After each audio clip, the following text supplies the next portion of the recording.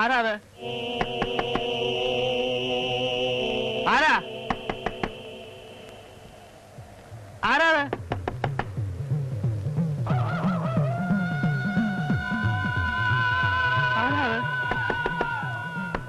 ആരാ?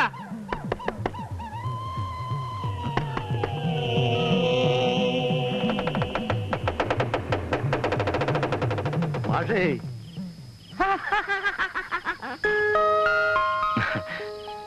ആഹാ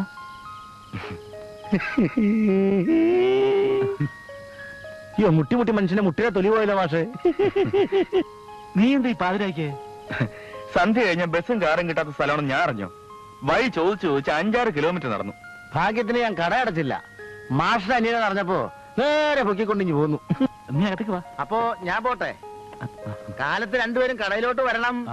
ഇല്ലെങ്കിൽ പുട്ടും ചെയ്യാൻ ഞാൻ ഇങ്ങോട്ട് കൊടുത്തയക്കാം. വേണ്ട, ഞങ്ങൾ അങ്ങോട്ട് വരാം. അപ്പൊ ഞാൻ പോട്ടെ. വളരെ നന്ദി. അയ്യോ ഇതിനൊക്കെ എന്ത് നന്ദി പറയാൻ.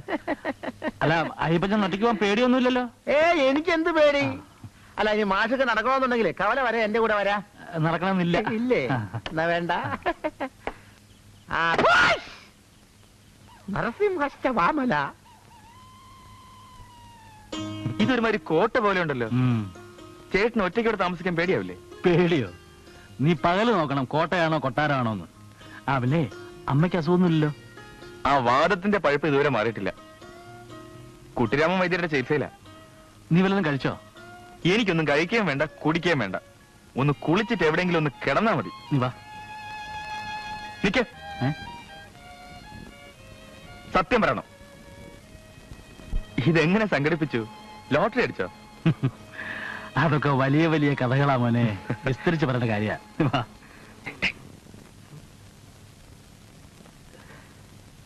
May come in sir? Yes come in. Good morning പറയണേ. Good morning sir. Good morning sir. Good morning sir.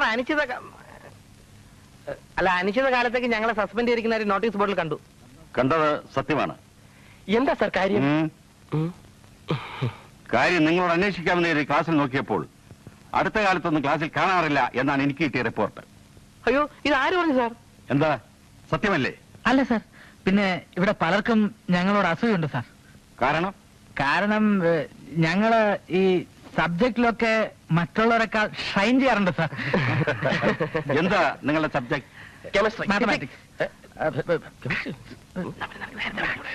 നിങ്ങളുടെ സബ്ജക്ട് എന്താണെന്ന് നിങ്ങൾക്ക് വല്ല പിടിയുണ്ടോ? Chemistry main, physics, maths sub. ഓഹോ, പക്ഷേ ഞാൻ കേട്ടിട്ടുള്ളത് നിങ്ങളുടെ സബ്ജക്ട് വേറെന്തൊക്കെയാണെന്നാ. അതുകൊണ്ടാണ് സസ്പെൻഡ് ചെയ്തത്. സൂവോളജി ക്ലാസ്സിലെ സേതുഭായി എന്ന കുട്ടിയെ നിങ്ങൾ എന്താ ചെയ്തത്?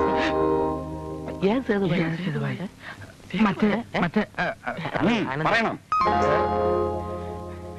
ആരാ സാർ ഈ സേതുഭായി? അങ്ങനെ എടുത്തിയാ ഞങ്ങൾ അറിയത്തോലും ഇല്ല സാർ. എന്നാൽ ആ കുട്ടിക്ക് നിങ്ങളെ അറിയാം.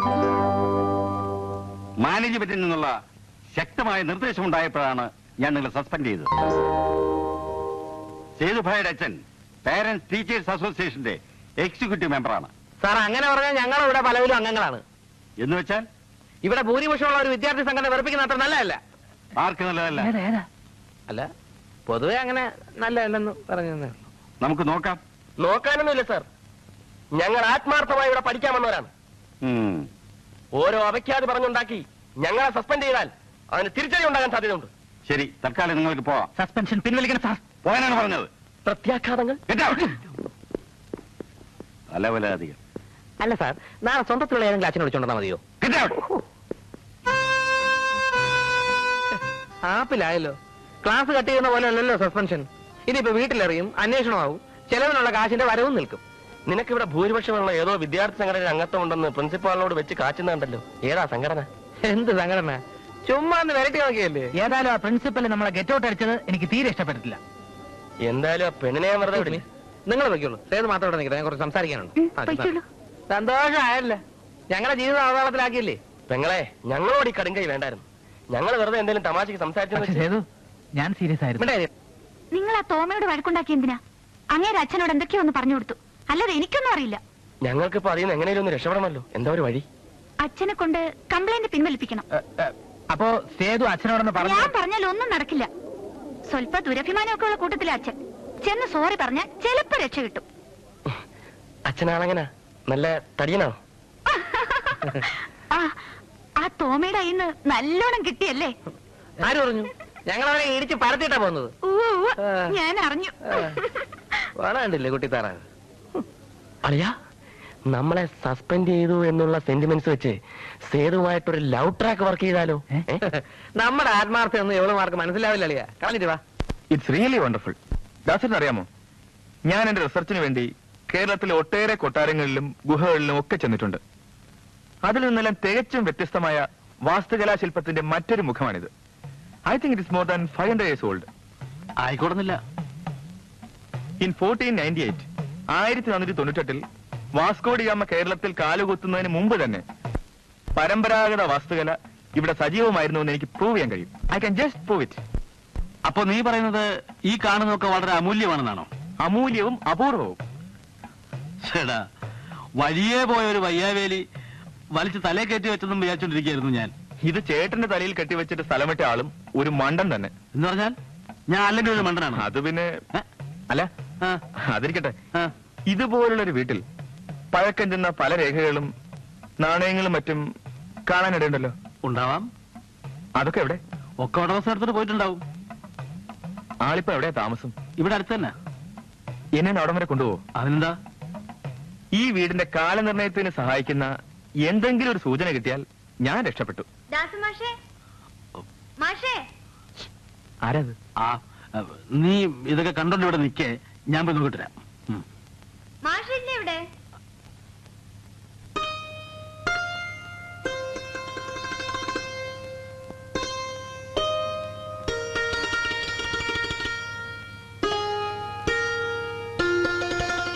റാണി, നീ എന്തിനാ ഇങ്ങോട്ട് വന്നത്? എന്താ വീട്ടിൽ വരാത്തെ? ട്യൂഷൻ എടുക്കാൻ വരുമെന്ന് പറഞ്ഞിട്ട്? നീ ഇപ്പൊ പോ, ഞാൻ വന്നോളാം. കള്ളം വരൂല്ല, എനിക്കറിയാം. മാഷ് കഷ്ടപ്പെടണ്ട, ഞാൻ ഇങ്ങോട്ട് വന്നോളാം. എനിക്കും അതാ ഇഷ്ടം. അതൊക്കെ നമുക്ക് തീരുമാനിക്കാം. റാണി ഇപ്പൊ പൊക്കോളൂ പ്ലീസ്. മാഷ് അവിടുന്ന് പോന്നെ പിന്നെ വല്ലാണ്ട് മെലിഞ്ഞു. ആഹാരം ഒന്നും ശരിയാവാത്തോണ്ടാ, എനിക്കറിയാം. എന്റെ പൊന്നുമോളെ, ഞാൻ എന്ത് വേല ചെയ്യാം. തൽക്കാലം നീ ഒന്ന് പോ. അകത്തെന്റെ അനിയനുണ്ട്, അവനെങ്ങനെ നിന്നെ കണ്ടാലെന്താ? ഞാൻ എങ്ങനെ ഇതിനെ പറഞ്ഞ് മനസ്സിലാക്കും? ട്യൂഷൻ എടുത്തില്ലെങ്കിലും സാരില്ല. ഞാൻ വന്നത് വേറെ വിട്ട് മാഷക്ക് തരാനാ. എന്താ? ദാ കോഴിമുട്ടയാ, പുഴുങ്ങിയത്. അമ്മ കാണാനെടുത്ത് കൈ വെച്ചതാ. എനിക്ക് കോഴിയും വേണ്ട, മുട്ടയും വേണ്ട. നീ ഒന്ന് പോ. അവനില്ലേ എന്റെ അനിയൻ, അവനാണ് മാ പെശരാ. ഇത് വാങ്ങിക്കാണ്ട് ഞാൻ പോവില്ല.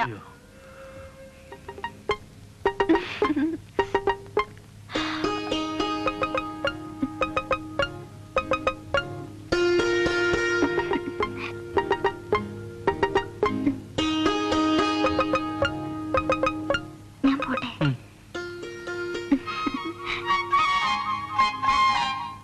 നാളെ വരാം.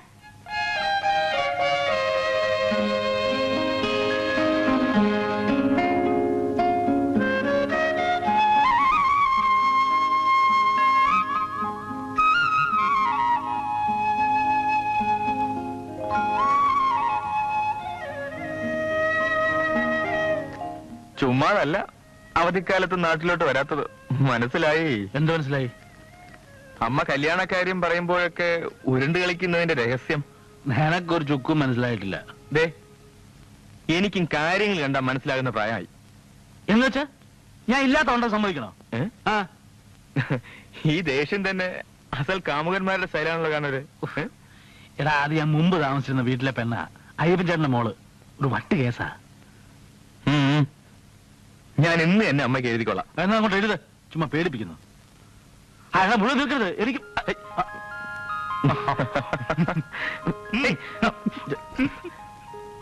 ദാ,